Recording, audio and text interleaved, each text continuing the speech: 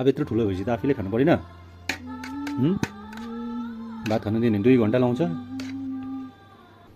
नखिलाइ हुँदैन खैदैन छिटो छिटै छुट्टी हुन्छ आज तिमीलाई चाहिँ छुट्टीकै टेन्सन हुन्छ है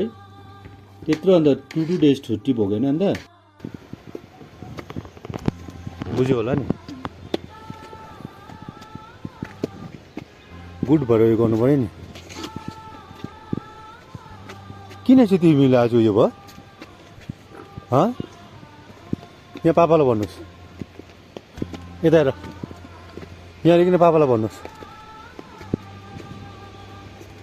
छाता उडाउँदिनै हो नानी फेरि अहिले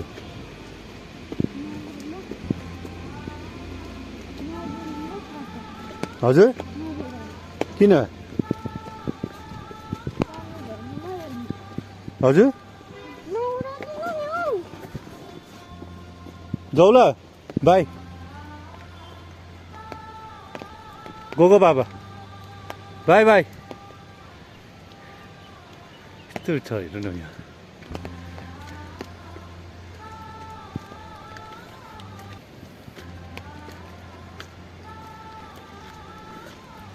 पानीले भित्र यहाँ